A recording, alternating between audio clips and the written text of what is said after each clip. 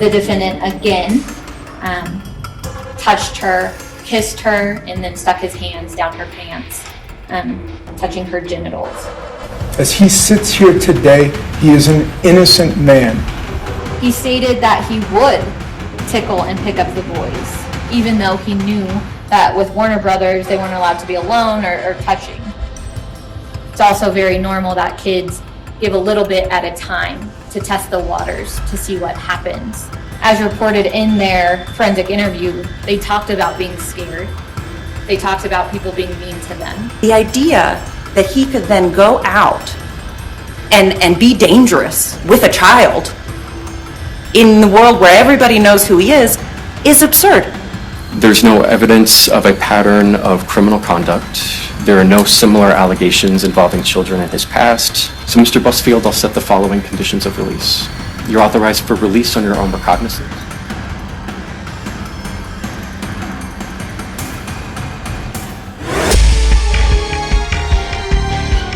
Courtroom drama erupted as a judge ordered Timothy Busfield's release, prompting visible emotion inside the packed hearing as the high-stakes sex abuse case pressed forward. Timothy Busfield stood silent in court as his wife, Melissa Gilbert, broke down in tears. And here's what happened inside the courtroom. Prosecutors told the court Timothy Busfield should remain jailed, arguing he poses a risk of reoffending and describing a long-running pattern of grooming, inappropriate touching, and abuse allegations involving minors and young women across decades.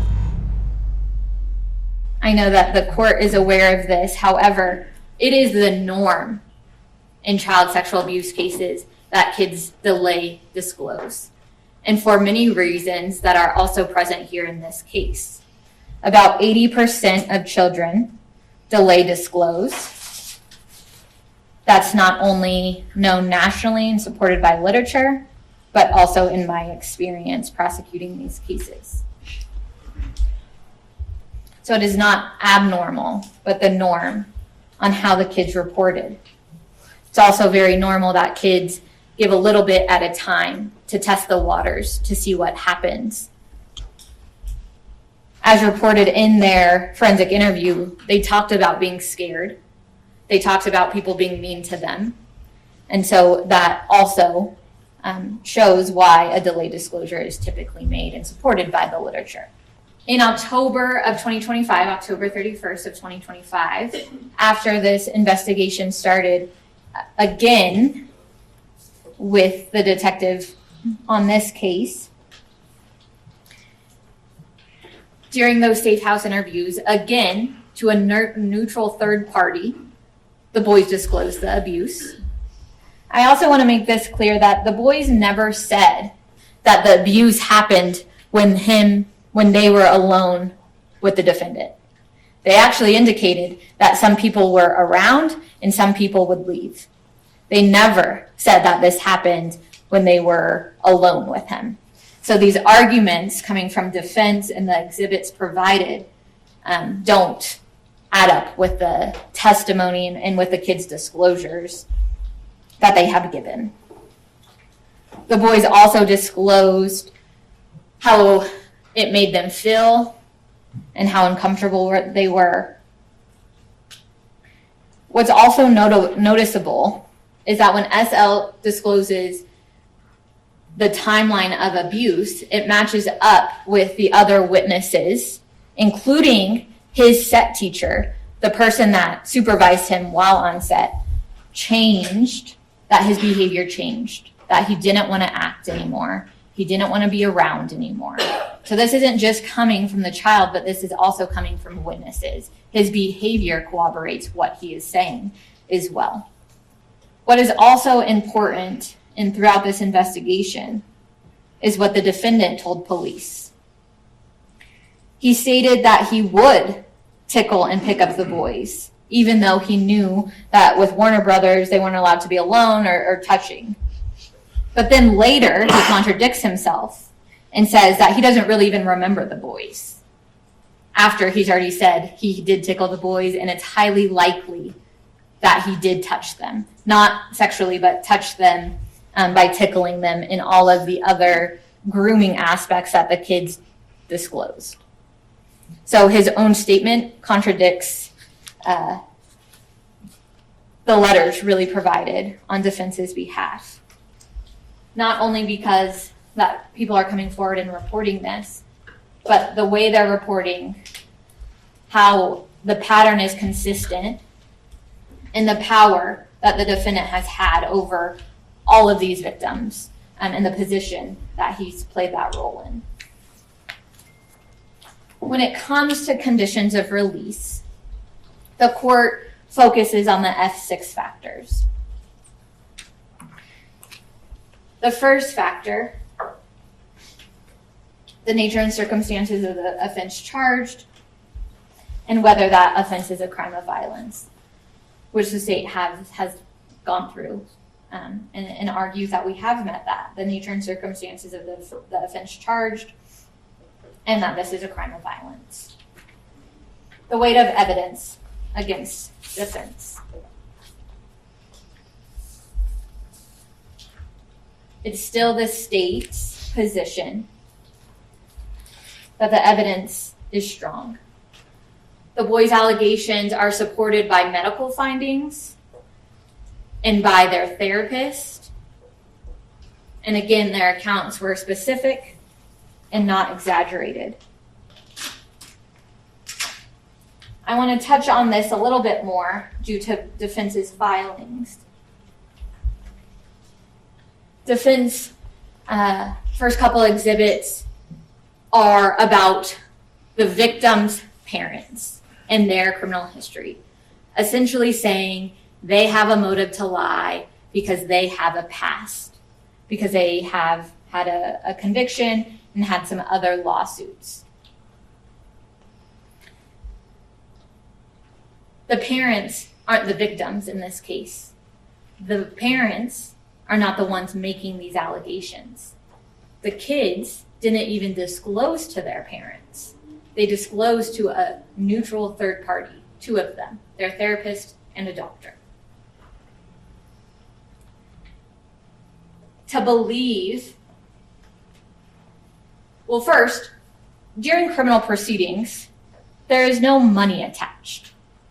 They don't get money at the end of this process. For a victim to go through this is not an easy process at all. Defense makes allegations about how much the kids were acting, which is, they're quite a bit off, but yes, they were making money for working. And what makes more sense is because they weren't with Mr. Busfield anymore, is to continue to get acting jobs if they were about money. Not to come through the criminal justice system, because it's not guaranteed. Neither is a civil case, and there's no civil case that has been filed by the parents at this time. I think that argument doesn't make a whole lot of sense when looking at the facts and what we're here on today. We're here about what the kids are disclosing, what the crime charged is, and if there's conditions that the court can set, not about the parent's history. And essentially what they're saying is that anybody that has a criminal history can never be a victim because they're going to lie. But this isn't about the parent's history. This is about the defendant and the defendant's history and why he won't comply with conditions of release.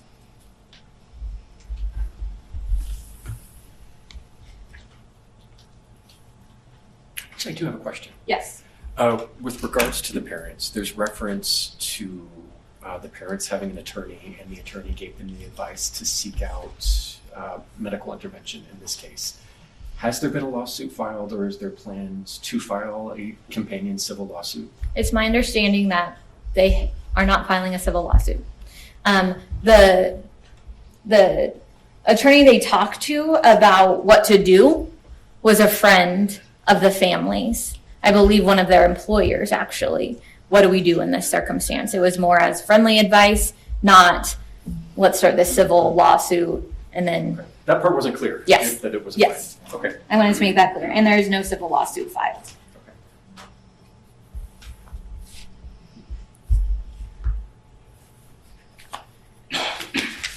Sorry, Judge, I'm just getting back to my notes.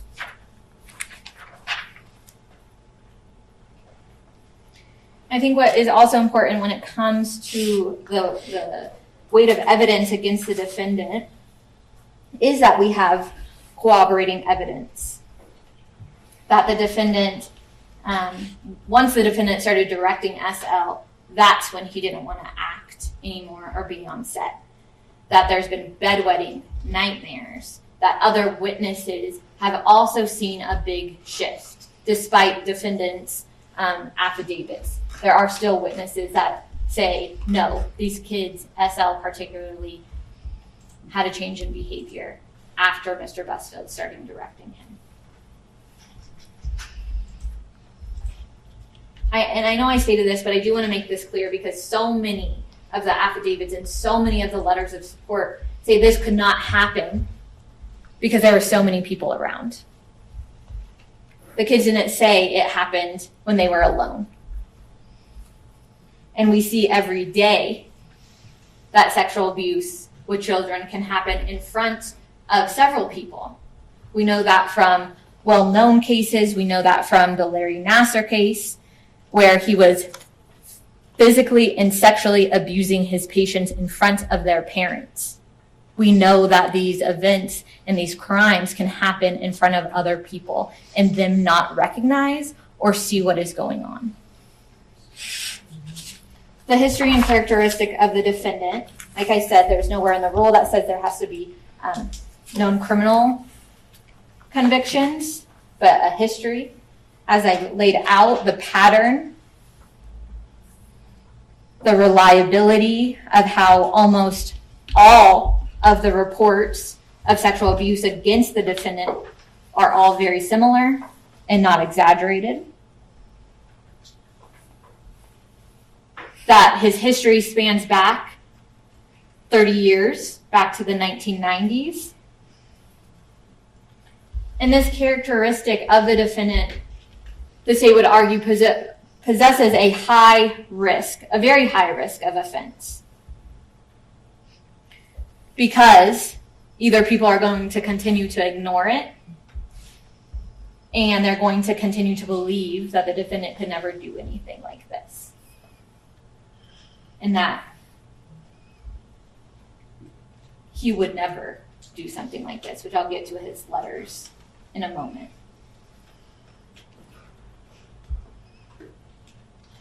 I think what's also important to note is the defendant's testing that he did, this ABLE testing.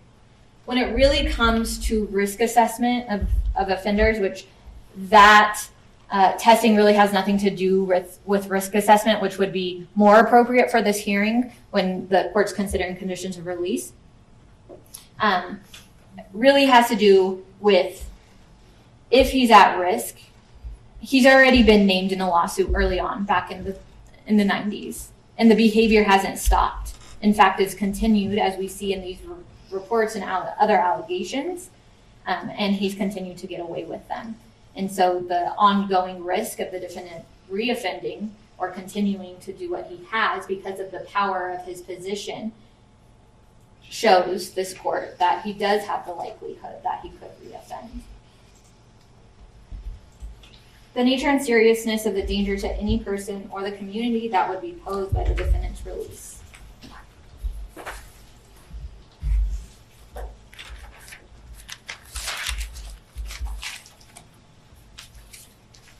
Pursuant to State v. Begay, I have the case if the court wants it, but I'm sure the court is familiar with it.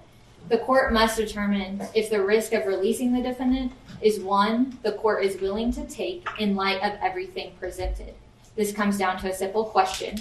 Is the court confident it can set any conditions of release that, if violated, will be reported or can be monitored? And the answer here is no. When it comes to this type of case, these types of charges, child sexual abuse, There's no way the court can set conditions to make sure the defendant won't be around children, won't continue to engage in this behavior, continue to have witnesses provide new affidavits in lieu of what they've already told police, and a lot of other concerns, even a flight risk as well, and his compliance. I want to note the defendant's 87 letters of support. I think this is important when the court is considering conditions of release. Because how is a court knowing that there's, at the very least, 87 people supporting the defendant, and in these letters, all saying, I knew he would never do this, he could never do this, and he would comply with conditions, and I would allow my own children to be with him. How can the court set conditions knowing that all of these people blindly trust the defendant's word and not knowing any of the evidence that he's actually going to comply? It's only because of their relationship. And that's the concern here in child sexual abuse cases. We do have a great pretrial service division here in this courthouse, but they can't monitor these charges, the concerns for this court, the concerns that 87 people already have made their minds up that the defendant didn't do this and would never violate conditions of release. That shows you that so many people in the community aren't ever going to disclose if there is a violation. And what that also shows is that they don't believe when victims come forward. And that has been shown throughout the history of the defendant's 30 years where these allegations have come out. So although, yes, there's some argument that he has all of this support, that's great, people should have support, but I also think it shows the power that the defendant has over the community, this position that they blindly believe him and that they won't report any violations to this court.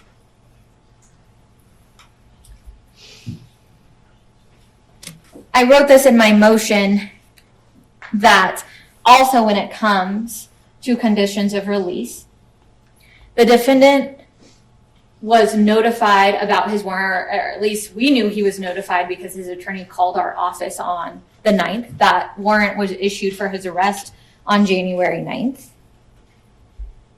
Mr. Dodd called Miss Lyon asking her to cancel the warrant and that they wanted to avoid the extradition process so he could get here sooner and deal with what's in front of him. Miss Lyon told Mr. Dodd, we are not canceling the warrant, despite the email that they provided to this court saying we never responded. We had already responded prior to that email, that we weren't canceling the warrant and he can get here however he can. What's important when it comes to conditions of release is how he acted during these 5 days before he turned himself in. The state isn't concerned about the statement he made. What the state is concerned about is that, again, the defendant is using his control in deciding when he wants to comply with an order. That order did not say, sure, turn yourself in 5 days. That order was for him to be arrested and him to come deal with these charges. Instead, he drove 2,000 miles, as he stated in his statement to TMZ. He got a polygraph. I believe, at least from the report, it said it was done on the 16th, the same day he turned himself in, and that he did this ABLE testing, which I believe was the day prior. I'm not saying that defendants don't have a right to fight their case. They do, and they very much should. But what that shows, that behavior, that conduct, that shows this court, is that the defendant is only going to comply when he wants to, when he's ready to, when it's most comfortable for him. That's what the defendant has already showed this court. Not that he's going to comply immediately with these conditions that the court could set. Further, this court cannot they cannot have pretrial do house calls. They cannot confirm that he is not around children. GPS is not going to tell this court if he is around children or talking to witnesses, or anything that the underlying facts of this case is the concern of. This is not a drug case where pretrial services can test them to make sure they're still not using substances. What pretrial services can do is nothing that satisfies the safety of the community.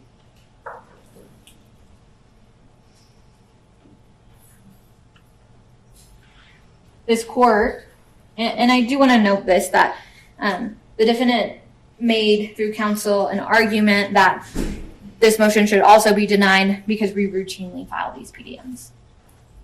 As the court knows, I prosecute child sex abuse cases, child death cases, child physical abuse cases, the people where conditions can't be set. So yes, it is routine in SVU because of these offenders, because of how dangerous they are, how manipulated they are, how that no one wants to believe children when they actually disclose, when people point out anything else they can to actually discuss the facts of this case or the cases.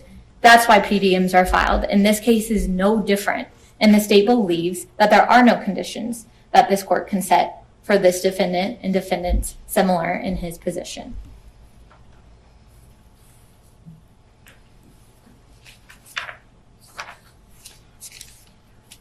I think I've addressed F6E, the factors to indicate if he may or may not commit new crimes.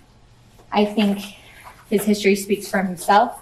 I think his position and how he wants to control the narrative and how to comply also shows how he will perform on conditions of release, or if there is a likelihood he could commit new crimes.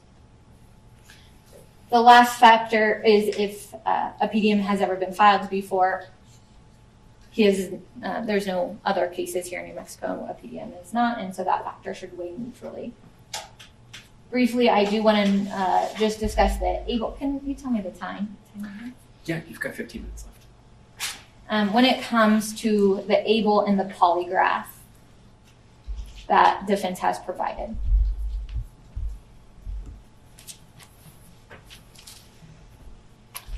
Polygraphs, although allowed here in New Mexico, I would ask the court give less weight to, because we don't have raw data. Defendant didn't provide us with that. And the polygraph does not address what this hearing is about. Those questions had nothing to do with if he was going to apply with conditions of release. And a PDM hearing isn't really for a mini trial to decide the truth about what happened in this case. So I would ask that the court give limited weight to the polygraph and also how that was conducted and when and what that really shows about conditions of release. When it comes to the ABLE testing that was also done before he turned himself in, really this is to show, it does not show anything about their risk. It shows if they are sexually interested in a certain type. And essentially, they're looking at a computer screen of photos. It's very subjective. It depends on the questionnaire that was presented before, which the state does not have. And it's also, there's a lot of debate about the reliability of the ABLE testing. And again, it doesn't address any conditions of release. Here in this case, it's really a risk factor to sex offenders. And if he's claiming he's not a sex offender, I'm unsure why an ABLE testing has anything to do with this, even to show that he is not attracted to minors.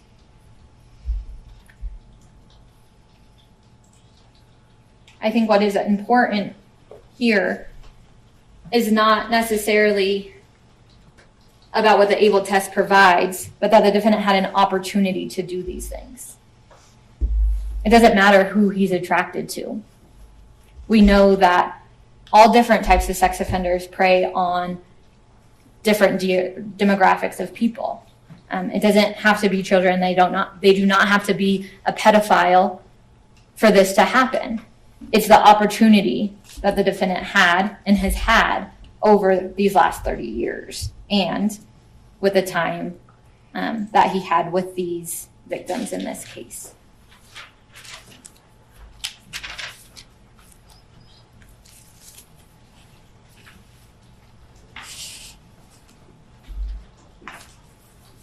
Just briefly, I want to address that the attacks on witnesses' characteristics don't eliminate the risk of the defendant.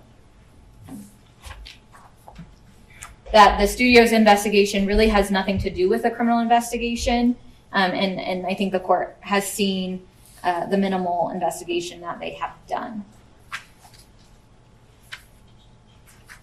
And most importantly, when it comes to conditions of release, that this court can't set any conditions that is going to protect any other child, any other victim, any other witness from reporting or continuing reporting. The court can't set conditions to secure that. There's no way anyone can monitor that behavior. And what we know is the defendant has a history, and that's what the court should consider, is the facts, not all the speculation that the defense has provided for their argument that has nothing to do with conditions of release. Busfield's lawyers rejected those claims, saying the allegations were manufactured, pointing to letters of support, assessments submitted to the court, and insisting the evidence does not justify detention. First, I'd like to let the court know we've supplied a binder for the court that has all of the exhibits and everything in it. It's okay. I saw yellow binder there. Perfect. With my notes. Secondly, I'd like to apologize for consuming what I imagine was a lot of the court's time this long week. It's okay. So I'd like to tell the court how we intend to structure our hour in this case. I'm going to give some brief introductory remarks, followed by one witness. And then Ms. Fairberg will take over for argumentation. I would ask at this time that the court accept defendant's exhibits A through BB. Yep, they're all admitted. As reliable. Thank you.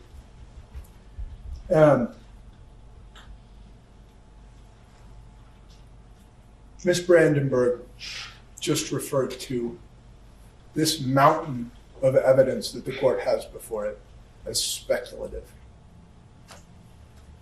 This is not speculative. What the court has before it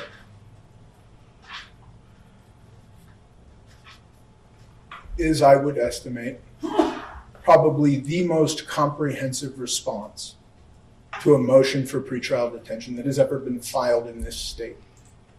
And it was amassed in 7 days. 7 days, and that's the evidence that we were able to put together.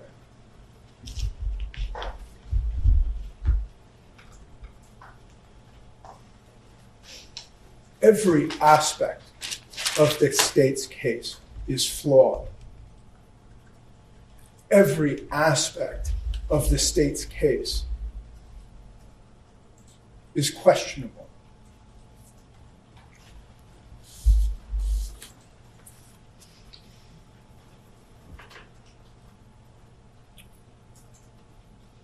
I don't need to tell the court this, but my client is presumed innocent.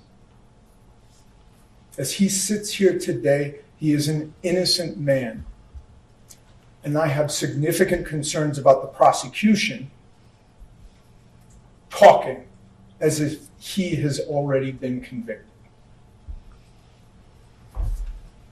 She referred to the people who wrote letters of support. She said, quote, they don't believe when victims come forward. It's our legal system that starts from the position of saying, we don't believe. It must be proven beyond a reasonable doubt.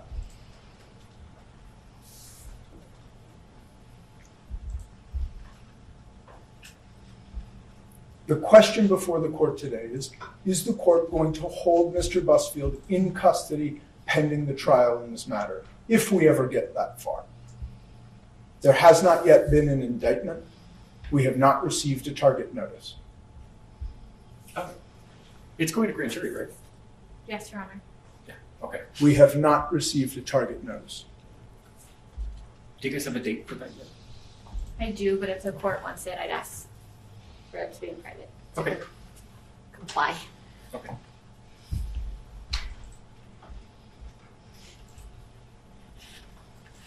The state's arguments are based on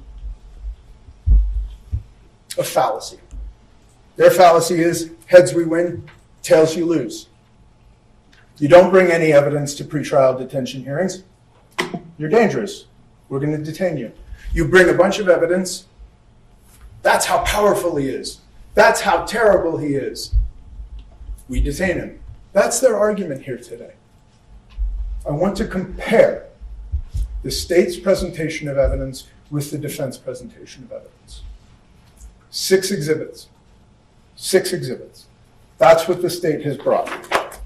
They've brought Odyssey printouts, and then really the meat of their case is a criminal complaint and several police reports, all authored by the same person, Detective Brown, the person who was in charge of this investigation. And as we make clear in our papers, there are significant concerns about what Mr. Brown, or Detective Brown, includes in his reports and doesn't include.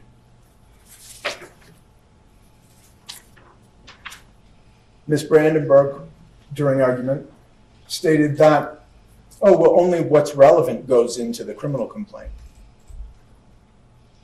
And Ms. Fairberg is going to play this for the court later, but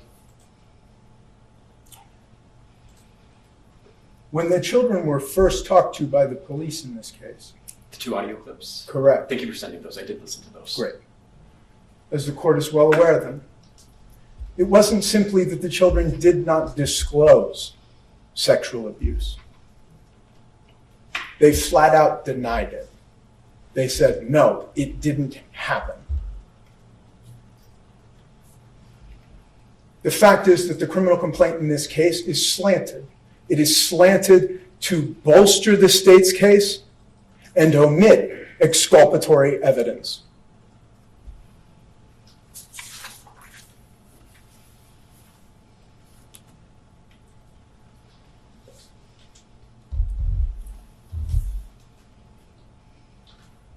The evidence that we brought to court, the evidence favoring Mr. Busfield, cannot be used in the way the state is claiming. Oh, somehow bringing evidence should be weighing in their favor. And the court cannot indulge this kind of argument. Evidence favoring Mr. Busfield can only be interpreted one way, in his favor. It would turn our justice system upside down to say that if somebody defends themselves, it must mean that they are dangerous. It must mean that we should hold them in custody. Because the ultimate result is that every single person would be held.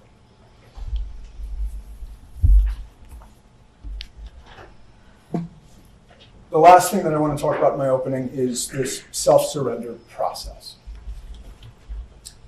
Ms. Brandenburg said that it was 5 days. It was 3.5 days. Friday evening to Tuesday morning. All actions that Mr. Busfield took during that time were at my direction to mount a defense. I tried to negotiate with the district attorney's office. I told them, he's coming here, he'll come here. We do not need to go through a month or 2 month long extradition process. He'll be here. And they told me, You can do whatever you want. We're not going to do a thing. So I brought him here. He drove 2,000 miles in 2 days. 2 days. And then we spent one afternoon doing a psychosexual risk assessment and one morning doing a polygraph. And then we self-surrendered at MDC. I think that shows how seriously Mr. Busfield takes this case. It shows he is ready to fight this case, and he is going to fight this case, and he is going to do it with respect for the law. An arrest warrant is not an order to a defendant. An arrest warrant is an order to the police. But my client, knowing that the police were ordered to arrest him, wanted to confront these allegations. Why? I mean, I guess the question here is, if the boys said that this never happened, why are we here? And we're here, it's documented through these witnesses. We're here because those boys lost their role. They lost their role, and exhibit after exhibit talks about, we've got defendant's exhibit I, the Warner Brothers investigation, which describes the star of the show, Elodie Young, who was close with the family, saying that after Ronnie and Angel found out that their kids would be recast, actually used the words, they would get revenge on Tim Busfield. We've got the affidavit of Chris Ford, defendant's exhibit K, which says the same thing, that he, while out at a dinner with an actress and the family, they were upset. They were visibly upset that the boys wouldn't be back on the show. And same thing, she said she'd get him, quote, have his ass, unquote. This entire criminal complaint is making good on that promise. And to address Ms. Brandenburg-Koch's idea of, well, you don't get money from the criminal process. No, it also wasn't their first stop. They got a civil attorney first in California, who then interacted with Warner Brothers. They didn't contact police, again, until after Warner Brothers in September of last year came out and said, there's nothing behind these allegations. Translate, we're not going to give you any money. Then they went to police.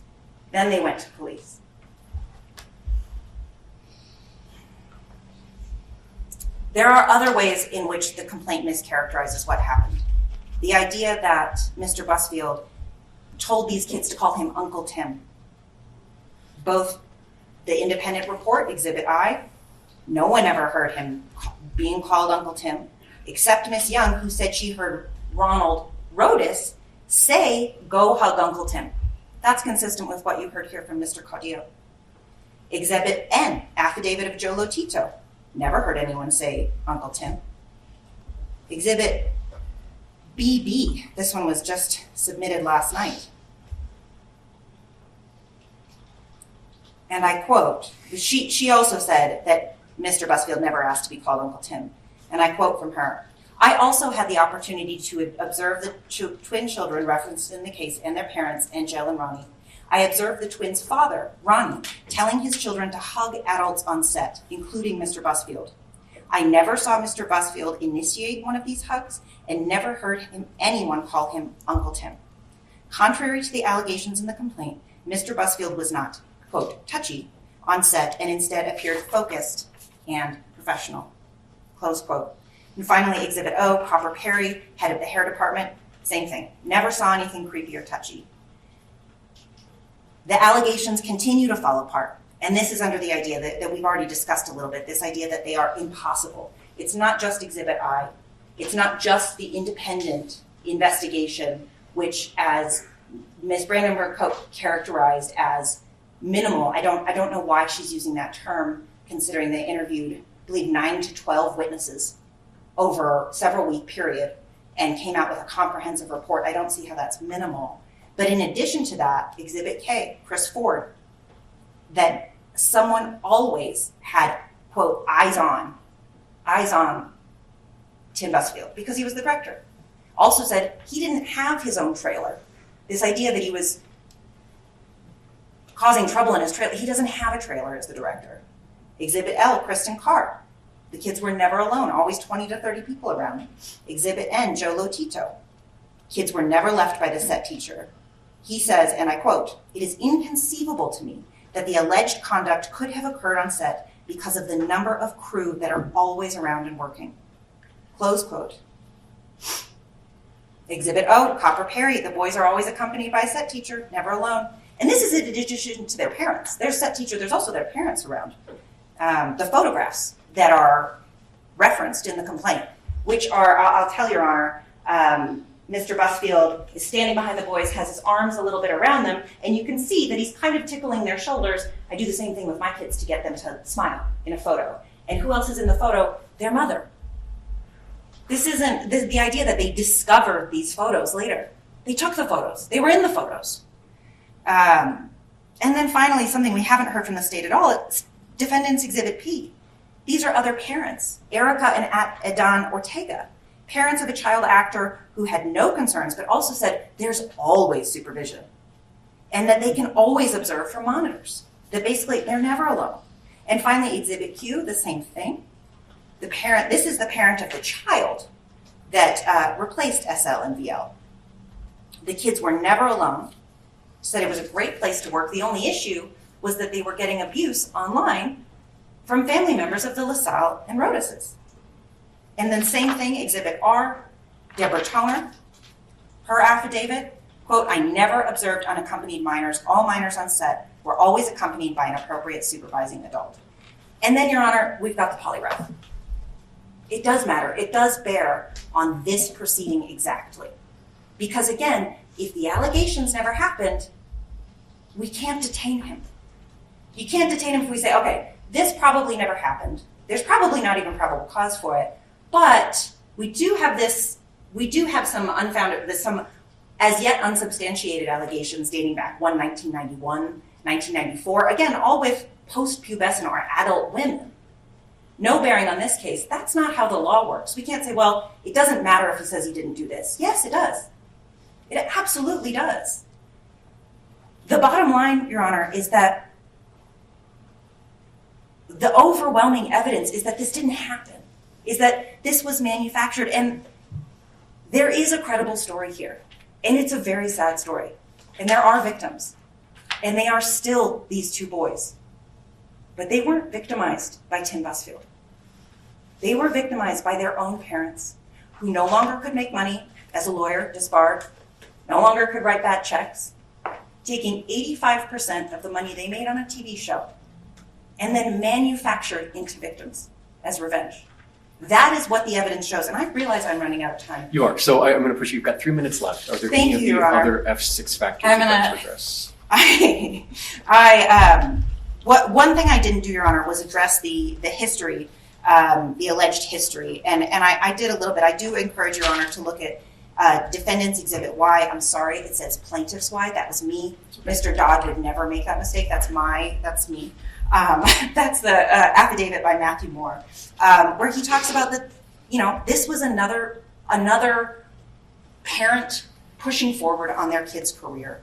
I'm going to go fast. You've seen the public safety assessment. You've seen the ABLE assessment. That is absolutely relevant. It's absolutely relevant because it says he's no risk. So I ask Your Honor, what the state offers is narrative. What Rule 5409 demands is reliable evidence and evidence that points decisively toward release. That's what the evidence points toward right now. The LaSalle Rodas family has already gotten its revenge. Mr. Busfield has been canceled. His career is over. In the span of 6 days, it's done. Edited out of projects, talent agency dropped him, allegations plastered all over global media of pedophilia, his wife under attack. His life is ruined, but his liberty under the rules, under the Constitution, under the facts of this case can be restored. And I ask Your Honor to restore that liberty. And you've got 3 ways to do it. 1, there's no evidence of dangerous, certainly not clear and convincing. There's definitely not clear and convincing evidence that no combination of conditions could keep the community safe. And finally, I ask Your Honor to reconsider the probable cause in this case, because then it would be patently unconstitutional to hold him. He should be released on his own recognizance. But even if Your Honor has any hesitation at all. Well, that's easy. That's easy. A no contact with kids order. House arrest here in Albuquerque. He doesn't have a community in Albuquerque. He has no power. There's nowhere to go. This idea that, there's no way for the court to know if people charged with these kinds of crimes can talk to children, that's not how our courts function. We function on the presumption of innocence. And I ask Your Honor to please restore Mr. Busfield's liberty. Thank you. Thank you, Mr. The judge ruled Busfield could be released without bail, finding conditions could be imposed while barring contact with witnesses or minors as the case proceeds toward trial. The question is whether or not the state has proven by clear and convincing evidence that there are no release conditions that would reasonably protect the safety of any other person or the community. It's broken down into the three-part analysis articulated in State v. Groves, and in that analysis, the court considers the factors enumerated in Rule 549F6 as required by State v. Anderson. The first question is whether or not the information proffered carries sufficient indicia of reliability to be worthy of consideration. I do find that the state's 6 exhibits and the defendant's 28 exhibits and the court's 2 exhibits and the testimony offered today are reliable for purposes of this decision. The next question is the dangerousness question, the extent to which that information indicates that the defendant may likely pose a threat to the safety of others if released pending trial. I'll back up and note that probable cause was found by the Metropolitan Court judge. We're not set for a preliminary hearing today. I do find that is sufficient for a probable cause finding for today's purposes. So, as to the dangerousness question, based on the nature and circumstances of the present offense, noting that this is a crime where the allegations involve criminal sexual contact of minor children in the genital areas, I do find that is inherently dangerous. So I'm satisfied based on those that the state has proven that Mr. Busfield does pose a danger to the safety of others. As to the last question, whether there are any potential pretrial release conditions that would reasonably protect the safety of others, I'll work my way through the F6 factors, first adopting my findings about the nature and circumstances of the present offense. I'll move on to the weight of the evidence. Now, Ms. Brandenburg-Koch is right. It's important to acknowledge the nature of sexual assault cases and delays in reporting, especially from minor alleged victims, are fairly common. That sort of sexual abuse often occurs in the dark. This situation is a little different in that the allegations involve the defendant being alleged to have committed these acts on a film set. Now, the defendant's presentation, the affidavits from a number of people who worked on that film set, the independent investigation performed by the law firm hired by Warner Brothers, the testimony offered today do not corroborate the allegations offered by the alleged victims in this case. Now, while true, the statement from those children to law enforcement initially and expressly denied that anything occurred, the children then subsequently reported these things. That's not uncommon. As it stands today, based on the limited information I have in front of me, I'll characterize the weight of the evidence against the defendant as neutral at this point in time. As to the defendant's history and characteristics, as included or reflected in Court's Exhibit 1, this defendant exhibits 0 criminal history, no misdemeanor or felony history. The state has brought forth a number of allegations over the last 30 years, something of a pattern involving allegations of this defendant committing some sort of sexual contact against post-pubescent women. Now, these allegations have not been vetted by the judicial system for various reasons. There being a civil settlement in one of those, a declined prosecution, or no action taken on the exchange of the defendant engaging in therapy. I understand that given the media attention to this case, that more people may come forward with other allegations supporting this pattern. But at this point in time, it's difficult for the court to put too much weight into those allegations as they've not been vetted by the judicial system. I'm concerned about the allegations of this defendant using his position of power on the film set to advance his own personal motive. But the affidavits offered by other people working on the film set do not show that Mr. Busfield has used or abused that position of power. With regards to the nature and seriousness of the danger posed, I'm very mindful of the higher court's guidance in the Begay case in weighing this defendant's risk of reoffending.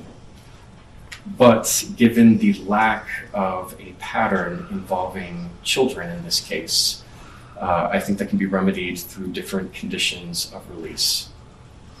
For factor E, I don't find that there's been sufficient presentation that this defendant may commit new crimes if released pending trial. There's no evidence of a pattern of criminal conduct. There are no similar allegations involving children in his past. There's no evidence of non-compliance with prior court orders. Rather, this defendant self-surrendered and submitted himself to this court's jurisdiction, demonstrating compliance with the court order for his arrest. There's not been any prior pretrial detention finding. So on the balance, I cannot find that the state has proven by clear and convincing evidence that there are no release conditions that would reasonably protect the safety of any other person in the community. So I am denying the state's motion. I'll take care of that order. That'll be published tomorrow.